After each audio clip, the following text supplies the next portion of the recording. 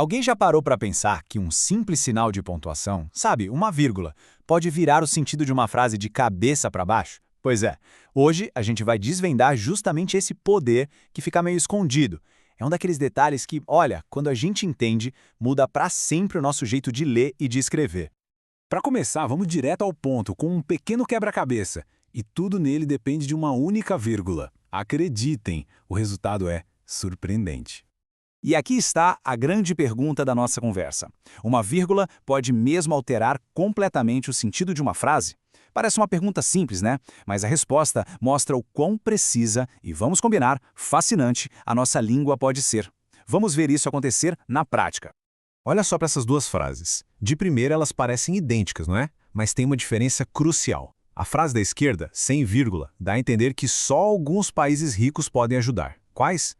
Especificamente aqueles cujos líderes se preocupam com o planeta. Agora, a da direita, com as vírgulas, muda tudo. Ela afirma que todos os países ricos podem ajudar e aí, como uma informação extra, ela comenta que os líderes deles se preocupam. É impressionante, uma vírgula fez a gente sair de um grupo seleto para o grupo inteiro.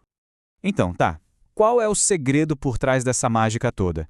Como é que um sinalzinho tão pequeno pode ter tanto poder assim? O mistério, na verdade, está numa estrutura gramatical bem específica, chamada... E aqui está ela, a grande responsável por tudo isso, a oração subordinada adjetiva. É essa estrutura que, dependendo de como a gente usa, muda o jogo completamente. Vamos entender direitinho como ela funciona. Bom, o que é isso afinal? Uma oração subordinada adjetiva é basicamente uma frase inteira que faz o papel de um adjetivo. Pensa nela como uma fotografia de um substantivo. Ela chega para adicionar detalhes, para dar uma característica a mais. É uma ferramenta superpoderosa para dar mais vida e precisão ao que a gente escreve.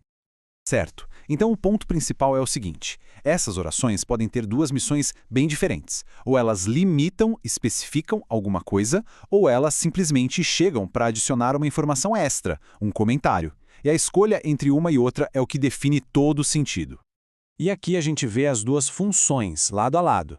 A restritiva, sem vírgula, é essencial. Ela define exatamente de quem ou do que se está falando. Se tirar, a frase perde o sentido. Já a explicativa, que vem sempre entre vírgulas, é como um parêntese, sabe? Ela adiciona um detalhe que, se a gente quisesse, poderia ser removido sem estragar a ideia principal. Esse resumo aqui é perfeito. A decisão de usar vírgula não é uma questão de estilo, é uma decisão de significado. Olhem só a última linha, que é a chave de tudo. Sem vírgula, a gente está falando de uma parte de um grupo. Com vírgula, a gente está falando do grupo inteiro. É uma escolha que tem uma consequência direta no que está sendo comunicado. Vamos ver um exemplo bem claro de restrição.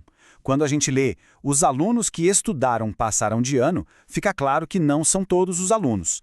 A frase cria um subgrupo, só aquele pessoal que se dedicou aos estudos. É a falta da vírgula que faz essa mágica de limitar o universo. É uma informação essencial. Agora, olha que exemplo brilhante da função explicativa. O Sol já é um termo que todo mundo sabe o que é, certo? É único. A informação, que é uma estrela, ali entre vírgulas, é só um acréscimo, um lembrete. Tanto que se a gente tirar, a frase principal continua perfeita. O Sol é o centro do nosso sistema. Então, a vírgula aqui funciona como uma pista. É uma evidência que quem escreve deixa para mostrar qual era a real intenção. Ela não é só uma pausa para respirar, não. É uma ferramenta de construção de significado. Ok, agora que a gente já entendeu a função dessas orações, vamos dar uma olhada nas ferramentas que as constroem. Ou seja, como é que essas frases se conectam umas nas outras para criar esses sentidos todos. A ponte, a conexão entre a oração principal e a adjetiva, é feita por um tipo especial de palavra. A gente pode pensar nelas como a cola gramatical, que une as duas ideias de um jeito bem inteligente. São os famosos pronomes relativos. E aqui estão os principais. O que é o supercoringa, né? O mais comum serve para pessoas ou coisas. O quem é mais exclusivo, só para pessoas. O cujo tem um ar mais elegante, indicando posse, e o onde, claro, sempre se referindo a um lugar. Dominar o uso dessas palavrinhas é como ter um canivete suíço para construir frases muito mais ricas e precisas. Para a gente ver como tudo isso funciona no mundo real, nada melhor do que um exemplo da literatura. Vamos analisar um trechinho de um mestre da crônica, o Luiz Fernando Veríssimo. Olha só o que ele escreveu. Respondeu a recepcionista que trabalhava com ele há 13 anos. Prestem atenção naquela vírgula ali, estrategicamente colocada antes do que. Isso já é uma pista enorme sobre a intenção do autor. Aquela vírgula transforma que trabalhava com ele há 13 anos numa explicação. O Veríssimo não está querendo dizer qual recepcionista respondeu, como se houvesse várias. Ele está adicionando uma camada de profundidade à personagem. Ele está nos dando uma fotografia dela. É um detalhe extra que enriquece a cena que ele está pintando para a gente. Certo. Então vamos fechar com as ideias principais. Primeiro, e o mais importante de tudo, a vírgula não é enfeite, é uma ferramenta de sentido. Segundo, oração sem vírgula, a restritiva, limita, seleciona um subgrupo. Terceiro, oração com vírgula, a explicativa, adiciona uma informação extra sobre o grupo todo. E por fim, dominar essa diferença é, sem dúvida, o segredo para escrever com muito mais clareza, com muito mais intenção. E para terminar, fica aqui uma reflexão. Se uma simples vírgula tem todo esse poder, que outras pequenas escolhas que a gente faz ao escrever também podem estar mudando completamente a mensagem que a gente quer passar?